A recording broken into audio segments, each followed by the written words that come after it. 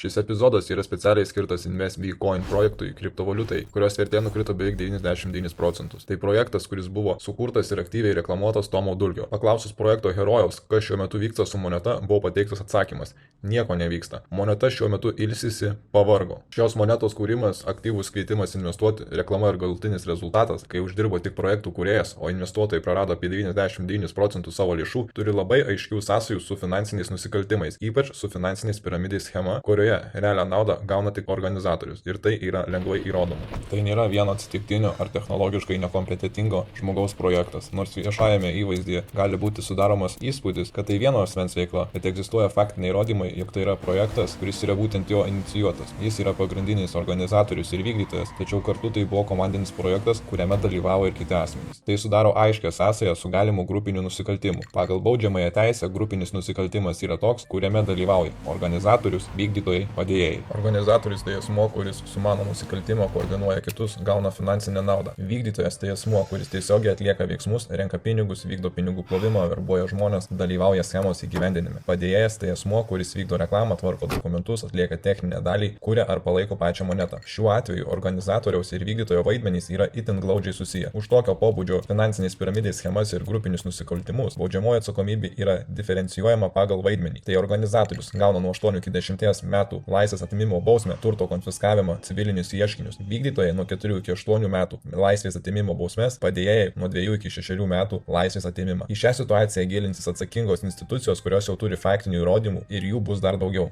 Kalbėkim faktais, ne nuomonėm. Įrodykime, kad šitas projektas priklauso Tomui Dulkiui. InvestVcoin iki mano tyrimo pas jį buvo investavimas visiems beraščių puslapyje. Tačiau vos pradėjus apie tai kalbėti, jis dingo. Laimiai turiu įrodymus. Klausimas, kam slėpti ir naikinti pėdsakus, jei projektas nebuvo finansinis nusikaltimas? Kam viską naikinti tada, kai apie tai pradedu kalbėti viešai, o ne prieš tai ar po to? Baimė. Žmonės bijo, kad išsikasiu viską, taip ir padariau. Įrodymai štai čia. Pirmas, svetainė prieš mano kalbas, svetainė po mano kalbų. Pakeista. Dingo InvestVcoin skiltis, tačiau jis vis dar yra Google Search Engine. Net ir priskirtas investavimas visiems puslapiams. Antras, visi socialiniai tinklai nuo TikTok, Facebook, Telegram, Twitter pilna Tomo Dulkio įrašų, kuris aktyviai kviečia įsigyti InvestVcoin, kviečia visus, net mokinius, draugus, net spamina visur Twitter'e, dabartinėme X'e, kaip botas po garsenybių postais. Trečias, sukuriant monetą yra užkoduota aiški žinutė, kuri parodo dar vieną įrodymą, kad ši moneta yra Tomo Dulkio.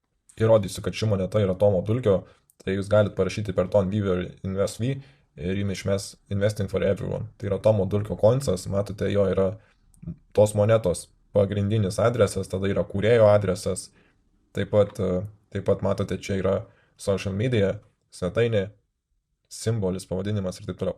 Einame į pačią pradžią, kur susikūrė moneta, kad pamatytumėme pačią pirmą transakciją. Ir per šitą vietą dabar pakalbėsim tik apie įrodymą, kad šitas koinsas priklauso būtent Tomui Dulkiui. Pasimsime užkoduotą šifruotę ir mes ją išversime į žmonių kalbą. Matote, tai yra pirma transakcija, kontrakto išleidimas, tai yra Jeton Meister, tai reiškia, kad va čia yra pati operacija pirminė, Jeton Meister reiškia, kad šita moneta yra valdoma būtent per šitą transakciją. Paspaudžiam ant kontraktų deploy ir mums išmeta tokią lentelę, kas kūrė ir taip toliau, ne? Paspaudžiam details ir mums išmeta užkoduotą žinutę. Ta užkoduota žinutė mato tokia ilga. Aš tą užkoduotą žinutę paspaudžiu kopijuoti. Dabar įklijuoju aš ją į ChatGPT, tą visą žinutę. Ir paprašau, kad man ją išheksintų.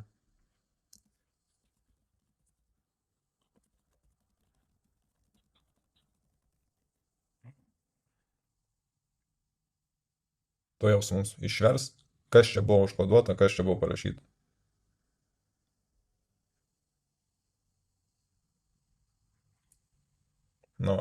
Projekto pavadinimai, investavimas visiems, InvestVcoin. Asmuo įrašyta tiesiogiai. Tiesiogiai heksai yra šitas tekstas be jokios interpretacijos. Hello, I'm Tomas Dulkys, the founder of the InvestCoin. Tai reiškia vardas ir pavardė įrašyti pačiame blockchain duomenų lauke. Jis identifikuoja save kaip founderį. Tai ne trečios šalies komentaras, o paties kontrakto žinutės turinys. Projekto aprašymas taip pat Investing for Everyone, Community, na ir taip toliau. Taip pat nuorodos yra tos pačios, kurios yra galiojančios. Viskas, judam toliau. Taigi, ką mes žinome? Tomas Dulkys sukūrė Jeton Master su adresu, kuris visur afišuos. Dabar įsiskaitykite, ką gali daryti būtent tas Tomo Dulkio sukurtas adresas, tai yra moneta, ir ką reiškia Jeton Master ir ką reiškia Mintable True. Viską jums sukeliu, jūs galite pasiskaityti patys. Eikime tiesiai prie reikalo. Kada buvo sukurta moneta, kada buvo sukurtas pats Jeton Master kontraktas, tai yra InvestVcoin, pradinis administratoriaus kontraktas, iš kurio ir kyla monetos. Tai yra 11 valanda 2 minutės 24 sekundės. Pirma transakcija, daugiau nėra jų, sukurtas adresas va šis, kuris yra InvestVcoin adresas, ne? Dar kartą, kelinta valanda, kelinta diena, 11 mėnesio 22 diena 24 metai. Tai yra pirma transakcija, 11 valanda. Ir dabar žiūrėkite, kiek daug transakcijų po sukūrimo ir priekyba vis dar nevyko. Priekyba nevyko, bet transakcijų labai daug iš to Jeton Master. Jau iškart įtarimas kyla. Ko mes dabar ieškom? Mes ieškom, kada buvo pradėta priekyba. Mes žinom, kad moneta sukurta 11 valandą, 11 mėnesio 22 dieną. Dabar ieškome, kada prasidėjo priekyba, kada buvo sukurtas likvidumo baseinas prekiauti. Tuoj mes surasim.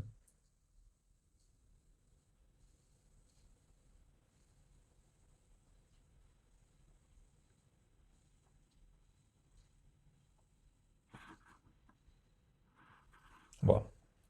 Prekyba prasidėjo tą pačią dieną, tik tai už 2 valandų 40 minučių ir pažiūrėkite, kiek daug transakcijų iki tol buvo. Kas tenais buvo vykdoma? Atrodo, vat nieko įtartino, bet matysit, kas ten buvo daroma. Grįžtant prie tos transakcijos, kuo jinai įdomi. Matote, buvo sukurti mintinti žetonai, kuriuos administratorius, tas, kuris valdo Jeton Master, tai yra Tomas Dulkys, gali daryti. Ir buvo sukurti 200 milijonų žetonų. Ir buvo sukurtas likvidumo baseinas ir prasidėjo priekyba. Viskas tvarkoj. Tada klausimas. Kas vyko tas 2 valandas 40 minučių prieš pačią priekybą, prieš patį likvidumo baseiną? Atsakymas bus tuojaus. Atkreipkite dėmesį. Jeton Master adresas, koksai accountas ir koksai adresas. Ir dabar žiūrėkite, kas vyko tuo metu, kai buvo daug transakcijų ir dar nevyko pati priekyba. Išrinkau kiekvieną transakciją, čia jų yra daug daugiau. Čia yra kiekis žetonų, kuris buvo spausdintas, čia yra laikas, kada buvo spausdintas, koks adresas spausdino, kas davė prieigą, kas tuo metu buvo adminas, kas iškvietė kontraktą, kas gavo žetonus ir kokia žetono sąskaita. Ir čia yra visas kelias 800 milijonų žetonų, kuriuos išsispausdino į savo sąskaitas ir paskui, kai jūs pirkote tam mažam likvidumo baseine, jie tiesiai jums perdavė viską. Kiekviena sąskaita ant jūsų dampino. Jūs pirkot, jūs nešėt tonus, jūs nešėt dolerius tonus, o jie jums išspausdino papildomai žetonų, išskėdė ir davė tiesiog jums nusipirkti va šitas nesąmonės, kurios yra nulinės vertės, o jūs jam davėt pinigus. Ir čia nėra lengva taip susekti viską, bet išrinkau. Yra hash, tai yra tos transakcijos unikalus kodas, numeris, kurį įklijavus į ton skanerį jūs gaunate visą transakciją, jūs matysite kiek, kam, kur, kaip nuėjo. Atkreipkite dėmesį, kuris sąskaita sukuria mintiną masteris, tai yra Tomas Dulkys, visur jo sąskaita patvirtina transakciją, kad šita sąskaita, kuri užsako spausdinimą žetonų, pavyzdžiui, čia 7 milijonus, kad jinai juos gautų ir kad susikurtų naujas žetonų adresas. Ir va taip jie per tas 2 valandas 40 minučių prieš pardavimą išsispausdino belė kiek žetonų, belė kiek skirtingų sąskaitų, su daug skirtingų transakcijų, matote, čia dar einu į galą, ir išsisiuntinėjo viską į savo piniginės ir laukė, kad jūs nešit pinigus. Tuo pačiu kvietė jūs investuoti, žaisti, nesvarbu, ką jie kvietė, o tik sueina pinigai, jie iš karto tos pinigus pasiema į savo ranką, jums duoda paspausdinę žetonų iš kitų sąskaitų, tai yra parduoda į jūsų baseiną ir taip plauna pinigus. Ir čia yra elementarus dalykas, ir čia yra faktiškai finansiniai piramidai, tai nėra sudėtinga įrodyti, kai yra visos transakcijos, blockchainas niekada nemeluoja, ir parodysiu toliau, kur tie pinigai nukeliavo, kad jums būtų daug lengviau suprasti visą šią situaciją. Dabar trumpai parodysiu, kur nueina tie pinigai, ant kiek šitas yra kvailys iš tikrųjų, kad nurodyti savo piniginę, matot, tas pats projektas, owneris šitą piniginę, spaudžiam ant jo, pasižiūrim, čia mums išmeta dešinėje pusėje tą piniginę, ne, ir galima atsifiltruoti, ne. Matysime, ką gavo, bet čia pasispaudžiam filtrą, doleriai, ne, ir matom, iš to exchange, per kurį plovė tuos pinigėlius, kur jūs nešat tonus, jie jums spausdina žetonus, o tiesiog daro piramidę ir va, kiek transakcijų sukrito, pasižiūrėkit. Tiesiog sukrito iš to swapo į čia ir nusėmė pinigus. 14, 9 tūkstančiai, 12 tūkstančių. Galite matyti, kur išsėmė, tai spaudžiame, sakykime, ant šitos sąskaitos, pasižiūrim, kur toliau nuėjo pinigai, pasižiūrim vėl doleriais. Nu va, bet kokios sumos. $50 iš Telegramo gavo, pabandė nusimti į botą, tada vėl pabandė juokingą, tada 4 tūkstančius, 49 tūkstančius gavo 14 ir 23 tūkstančius nusėmė į Telegramo valetą. Tai X-Rocket botas yra Telegramo valetas. Grįžtam atgal pasižiūrėti, kur nuėjo kita suma pinigų. Tai yra šitą 12 tūkstančių transakcija. Matot, čia nuėjo į šitą sąskaitą. Iš tą sąskaitą dar įkrito ir 45 tūkstančiai. Tai galima pasiskaičiuoti kiek. Čia iš viso 57 tūkstančiai. Grįžtam čia. Kiek turime čia išsiųstų pinigų. Tai yra čia. Atsifiltruojam. Ir 23, nu tai ką mes gaunam, 57 plus 23, tai yra 80 tūkstančių dolerių. Tai va, sveikinu visus investuotojus, jūs labai protingi, kad patikėjo šitais grybo galbiais ir čia tikrai ne vienas žmogus darė šitą dalyką, nes jisai net nemoka rašyti, skaityti, skaičiuoti ir taip toliau. Aš viską supaprastinau, kad čia nereikėtų rodyti valandą laiko kiekvienos transakcijos, bet aš turiu visus įrodymus nuo A iki Z, kaip ėjau, kas siuntė, kaip siuntė ir taip toliau. Tiesiog tai parodyti būtų labai sudėtinga, nes reikėtų atsidaryti tą kiekvieną hashą, jį klyjuoti ir parodyti, kad iš tos piniginiais nuėjo į tą, bet čia jau yra elementaru, čia visi supranta, ta prasme, tokių įrodymų pakanka bet kam ir sakau, jau domisi šituo asmeniu, ne tai, kad ten domisi, jau viskas yra daroma, tai sėkmės jam gyvenime ir tiem visiems grybam, kurie metėsi tas pačias transakcijas ir tuo pačiu principu apgaudinėjau kitus, nes yra blockchain'e galimybė užsidėti nautą, tai jo mokiniai grybai net siuntė į bendrą kasą. Tie 5 mokiniai, kurie jį palaiko ir kurie visur reiškiasi, tai jie susiję su šituo dalyku. Tas pats Taska, tas kabutėse mokytojas, kuris užsiminėja tik tai techniniais dalykais, kuris dar kitus mokina, kai vištom galvas kapoja už 500 eurų atlyginimą ir mokina kitus, nieko nemokant. Tai jisai irgi čia yra tų 5-6 žmonių grybagalių armija, kuri va šitaip juda. Tai va jūs įsivertinkit, kas yra iš tikrųjų kokybė ir ką reiškia va tokie bukagalviai, kurie ateina į finansų rinkas ir kabutėse dar bando mokinti, kai jų vienintelis yra tikslas tiesiog pasipinigauti. Tai čia yra 80 tūkstančių dolerių va išplauta tiesiog per kažkokį kvailą projektuką. Absoliuti parodija, kai šitie vafliai metasi į vieną sąskaitą, iš kurios vienu metu parduoda, išsivalo, ima pinigus ir dar parašo žinutę, augis metasi į apšeką. Tai čia iš tikrųjų yra absoliuti parodija ir matosi Saidas, Alvis, tai čia tie 5 žmonės, kurie iš vien pasireiškia, kur pasireiškia. Tik tokuose, kur palaiko tą grybą, kur visi už nugaros kalba, ir taip toliau. Tai va tie 5 grybai, jie yra realiai susiję. Tai net nesudėtinga suprasti, kodėl, aš galvoju, ar jie iš tikrųjų antiek yra protiniai atsilikėliai, kad jį palaiko. Bet ne, jie tiesiog yra susiję ir čia elementaru.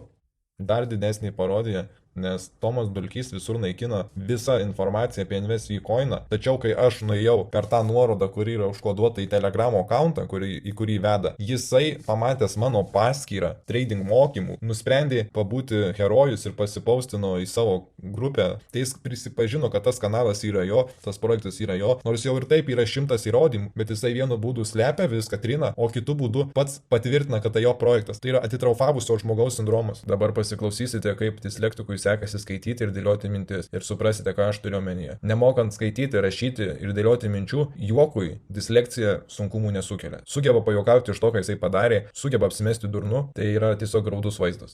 Kodėl apie visus investuotojus ant InvestCoin, ką veiksi su... Kodėl visai visus investuotojus ant InvestCoin, ką veiksi su 50 plus K USD pelno? Wow. Įsivaizduoja? 50 K su InvestCoin uždirbau.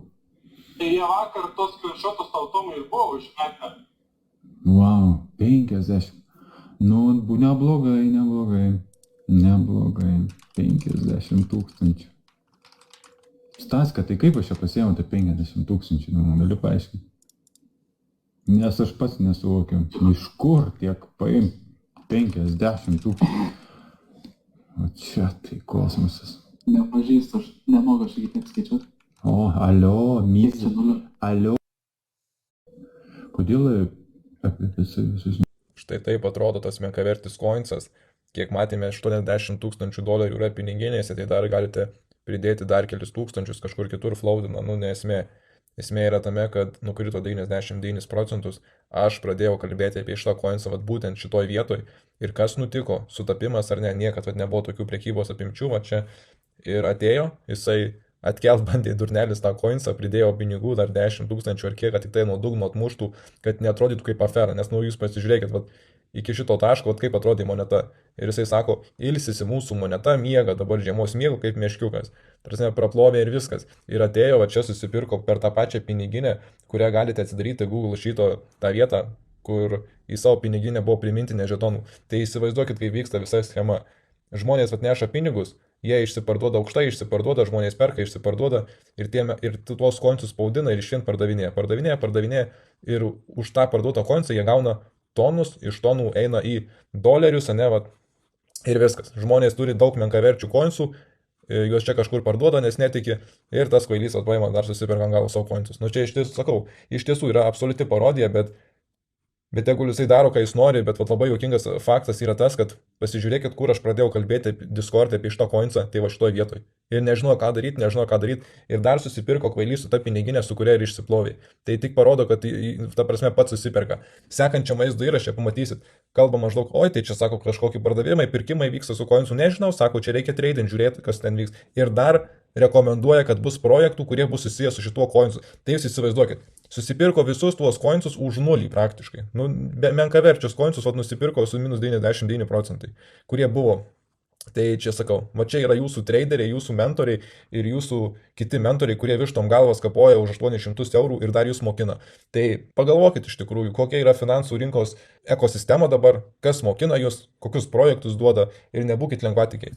Pasiklausom, ką dabar papasakos. Prieš tai sakė, kad jau mėnesį su Tomu nebus, nes jisai ima atostogas. O kodėl ima atostogas, nežinau, nes pavargęs, gal tiesiog coinsas privertė ilsėtis, gal tiesiog spaudimas, gal tiesiog kažką, 2-3 kokius mėnesius reikės pailsėti, o toliau kalba apie tą savo coinsą ir apsimeta, kad durnas yra, tiesiog paklausom. Turi webinaras, mokiniam. Pala. Ko pala?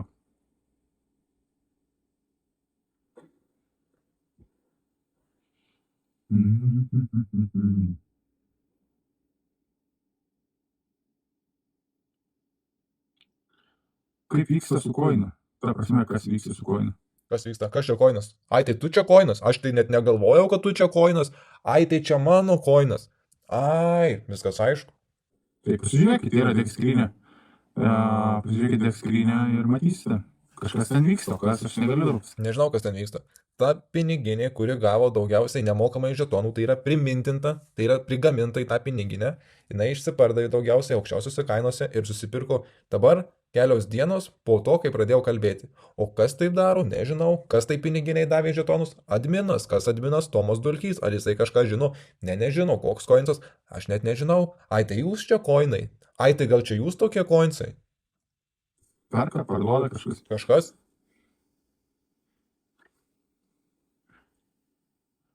Šiaip tai reikia treidinti, jeigu žmonės treidins, net treidins, stovės bus.